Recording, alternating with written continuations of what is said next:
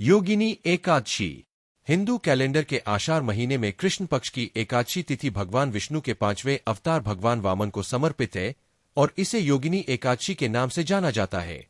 इस दिन भगवान विष्णु के भक्तों द्वारा किया जाने वाला व्रत या उपवास योगिनी एकादशी व्रत है। योगिनी एकादशी व्रत कोई भी व्यक्ति कर सकता है, चाहे वह युवा हो या वृद्ध, और यह उन व्यक्तियों के लिए है जो किसी भी तरह की बीमारी या स्वास्थ्य समस्याओं से बचना चाहते हैं। यह व्रत उन लोगों के लिए विशेष रूप से महत्वपूर्ण है जो कुष्ठ रोग सहित किसी भी त्वचा संबंधी समस्या से पीड़ित है। यह व्रत कई अन्य एकादशी व्रतों की तरह काफी फलदायी है और सभी पिछले पापों और बुरे कर्मों को दूर करता है और अच्छा स्वास्थ्य प्रदान करता है। योगिनी एकादशी व्रत कथा। एक बार धर्मराज युधिष्ठिर भगवान श्री कृष्ण के पास गए और पूछा, हे जनार्दन, कृपया योगिनी एकादशी की कथा सुनाइए। भगवान श्री कृष्ण ने उत्तर में राजा को संबोधित करते हुए कहा, हे राजन, आषाढ़ मास के कृष्ण पक्ष में आने वाली एकादशी का नाम योगिनी है। इस दिन व्रत करने से सभी पाप नष्ट हो जाते हैं और इस लोक में सुख की प्राप्ति होती है, साथ ही परलोक में मोक्ष की प्राप्ति होती है। हे राजेश्वर, यह एकादशी तीनों लोकों में प्रसिद्ध है और इसके व्रत से पाप नष्ट हो जाते हैं। मुझे पुराण में वर्णित कथा सुनाने की अनुमति दीजिए। ध्यानपूर्वक सुनिए। अलकापुरी नगर में यक्षों के शासक और शिव के भक्त राजा कुबेर का शासन था। कुबेर के सेवकों में से एक हेममाली देवता की पूजा के लिए मानसरोवर से फूल लाने के लिए जिम्मेदार था। हेममाली का विवाह विशालाक्षी नाम की एक खूबसूरत महिला से हुआ था। एक दिन मानसरोवर से फूल इकट्ठा करने के बाद हेममाली कामुक इच्छाओं के आगे झुक गया और अपनी पत्नी के साथ भोग विलास में लिप्त हो गया, लेकिन उसने कुबेर को फूल देने की उपेक्षा की। जैसे जैसे कुबेर की पूजा का समय नजदीक आता गया, क्रोधित होते राजा ने अपने सेवकों को आदेश दिया कि वे पता लगाएं कि हेममाली ने अभी तक फूल क्यों नहीं चढ़ाए हैं।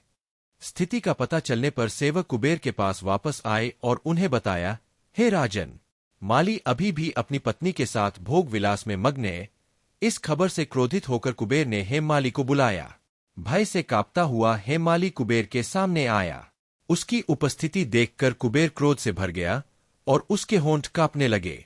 उसने हेममाली को डांटते हुए कहा, हे पापी और नीच दुष्ट, तूने देवताओं के स्वामी, मेरे सबसे पूज्य देवता भगवान शिव का अनादर किया है। मैं तुझे शाप देता हूं कि तू अपनी पत्नी से वियोग सहेगा और मृत्युलोक में पहुंचकर कोढ़ी बन जाएगा।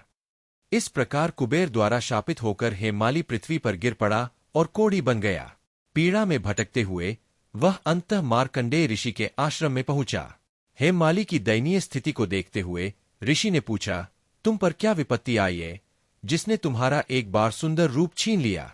अपनी आध्यात्मिक शक्तियों के माध्यम से मैंने जाना है कि तुम्हारा शरीर एक बार शानदार था। हाथ जोड़कर हेममाली ने कहा, हे मुनि, मैं यक्षराज कुबेर का हेममाली नाम का निजी सेवक था। राजा की पूजा के लिए पुष्प लाना मेरा दैनिक कर्तव्य था, किंतु एक दिन मैं अपनी पत्नी के साथ भोग विलास में लीन हो गया, जिसके कारण मैं लौटने में विलंब कर गया। फलस्वरूप मैं दोपहर से पहले पुष्प नहीं पहुंचा सका, जिसके कारण कुबेर ने मुझे पत्नी वियोग, कोढ़ तथा मृत्युलोक पृथ्वी में कष्ट भोगने का श्राप दे दिया। इस प्रकार मैं अपनी पत्नी से वियोग, कोढ़ी तथा अपने दुखों से त्रस्त होकर कोढ़ी हो गया। मैं आपसे प्रार्थना करता हूं कि आप मुझे अपने दुखों से मुक्ति का उपाय बताएं। जवाब में मार्कंडेय ऋषि बोले, चूंकि तुमने मुझसे सच कहा है, इसलिए मैं एक ऐसा व्रत बताता हूं जो मोक्ष दिलाएगा। यदि तुम आषाढ़ मास के कृष्ण पक्ष में पड़ने वाली योगिनी नामक एकादशी का व्रत श्रद्धापूर्वक करोगे तो तुम्हारे सभी पाप नष्ट हो जाएंगे और तुम स्वस्थ हो जाओगे। मार्कंडेय ऋषि के ये ज्ञानपूर्ण वचन सुनकर हेममाली बहुत प्रसन्न हुआ और उसने तुरंत योगिनी एकादशी का व्रत करना शुरू कर दिया। इस व्रत के फलस्वरूप वह पुनः अपने पूर्व स्वरूप में आ गया और अपनी पत्नी के साथ सुखपूर्वक रहने लगा। कथा का समापन करते हुए भगवान कृष्ण ने कहा, हे राजन, योगिनी एकादशी की कथा कहने या सुनने से प्राप्त होने वाला पुण्य 88,000 ब्राह्मणों को भोजन कराने के बराबर है। इस पवित्र दिन पर उपवास करने से सभी पाप मिट जाते हैं, अंततः मोक्ष की प्राप्ति होती है और स्वर्ग प्राप्ति की पात्रता मिलती है। योगिनी एकादशी का महत्व।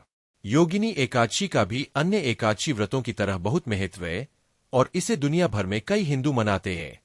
पद्म पुराण में उल्लेख है कि जो कोई भी योगिनी एकादशी के अनुष्ठानों का पालन करता है, वह अच्छा स्वास्थ्य प्राप्त करने में सक्षम होता है, समृद्ध होता है और बदले में एक खुशहाल जीवन जीता है।